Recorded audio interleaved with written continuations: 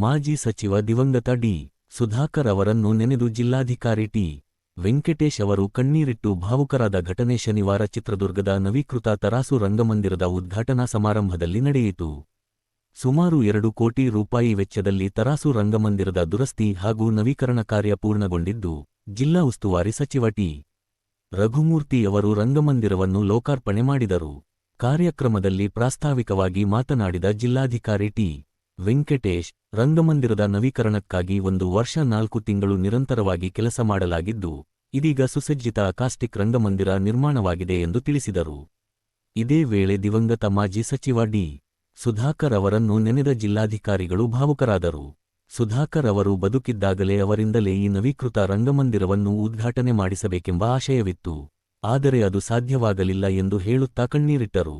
ಜಿಲ್ಲಾಧಿಕಾರಿಗಳ ಭಾವುಕ ಮಾತುಗಳು ಕಾರ್ಯಕ್ರಮದಲ್ಲಿ ಕೆಲಕಾಲ ಭಾವನಾತ್ಮಕ ವಾತಾವರಣ ನಿರ್ಮಿಸಿತು.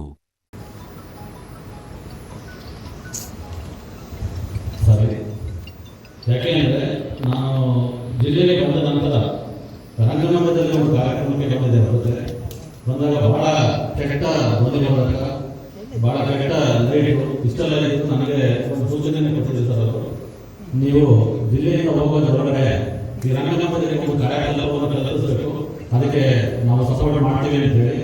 ಅದಾದ ನಂತರ ಒಂದು ಬಾರಿ ನಾವು ಬ್ಯಾಂಕಲ್ಲಿ ಚರ್ಚೆ ಮಾಡೋ ಸಂದರ್ಭದಲ್ಲಿ ಇದಕ್ಕೆ ಅನುದಾನವನ್ನು ಕರ್ನಾಟಕ ತೆಗೆಯೋಣ, ಸೊ ಅವ್ರಿಗೆ ನಾವು ರಿಕ್ವೆಸ್ಟ್ ಮಾಡಿ ಬರಲು ತಲುಪು ಅದೆಲ್ಲ ಮಾಡೋದು ಕಷ್ಟ ಆಗುತ್ತೆ. ಸೊ ನಾವು ನಮ್ಮದೇ ಒಂದು ಸ್ಥಳೀಯ ಅನುದಾನದಿಂದ ಅದನ್ನೆಲ್ಲ ತರಿಸಬೇಕು ಅಂತ ಬಹುಶಃ ವೀರೇಂದ್ರ ಸಂದರ್ಭದಲ್ಲಿ ಇದ್ದರು.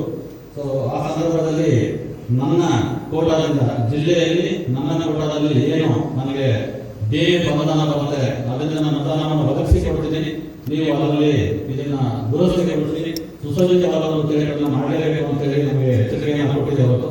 ಸೊ ಆ ನಿಟ್ಟಿನಲ್ಲಿ ಅವರ ನೆನಪಿಗೋಸ್ಕರ ಬಹುಶಃ 1 ವರ್ಷ 4 ತಿಂಗಳು ನಿರಂತರವಾಗಿ ಸುಮಾರು 100ಕ್ಕಿಂತ ಹೆಚ್ಚಿಗೆ 100-150ಕ್ಕಿಂತ ಹೆಚ್ಚಿಗೆ ಲೇಬರ್ಸನ್ನ ಇಟ್ಟು ನಿರಂತರವಾಗಿ ಕೆಲಸವನ್ನು ಮಾಡಿದ್ದಾರೆ. ಇದು ಸುಮಾರು 20 ವರ್ಷ ಹಳೆಯ ಕಟ್ಟಡ.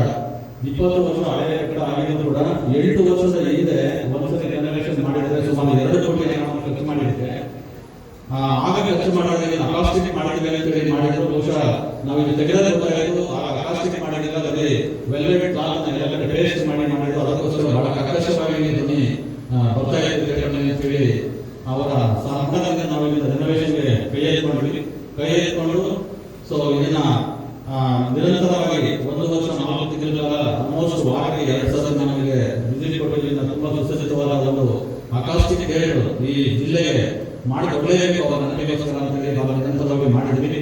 ಆಮೇಲೆ ನಮಗೆ ಬಹಳ ಆಸೆ ಇತ್ತು, ಅವರು ಬದುಕಿರೋ ಸಂದರ್ಭದಲ್ಲಿ ಇದನ್ನ ಓಪನ್ ಮಾಡಿಸಲೇಬೇಕು ಅವರ ಕೈಯಲ್ಲಿ ತೆಗೆದು ನಾವು ಸಾಕಷ್ಟು ಪ್ರಯತ್ನ ಪಟ್ವಿ. ಆದರೆ ಬೇರೆ ಬೇರೆ ಟೆಕ್ನಿಕಲ್ ಕಾರಣಕ್ಕೋಸ್ಕರ ಏನಾಗಿತ್ತು ಅಂದ್ರೆ ಇದನ್ನ ರೆನೋವೇಷನ್ ಮಾಡೋಕ್ಕೆ ನಾವು ಓಪನ್ ಮಾಡಲೇಬೇಕಾಗಿದೆ ಸರ್, ಇದು ಕಂಪ್ಲೀಟ್ ತೆಗೆದು ಹೊಸದೇ ಕಟ್ಟಬೇಕು ಆ ಪರಿಸ್ಥಿತಿಯಲ್ಲಿ ಇತ್ತು. ಹಾಗಾಗಿ ಆ ಸಂದರ್ಭಕ್ಕೆ ನಮಗೆ ಸಾಧ್ಯ ಆಗಲಿಲ್ಲ. ಹಾಗಾಗಿ ಅವರನ್ನ ನಾನು ಈ ಸಂದರ್ಭದಲ್ಲಿ ಸ್ಮರಿಸ್ತಾ, ಇದಕ್ಕೆ ಸುಮಾರು 2 ಕೋಟಿ 70 ಲಕ್ಷ ಖರ್ಚಾಗಿದೆ ಸರ್.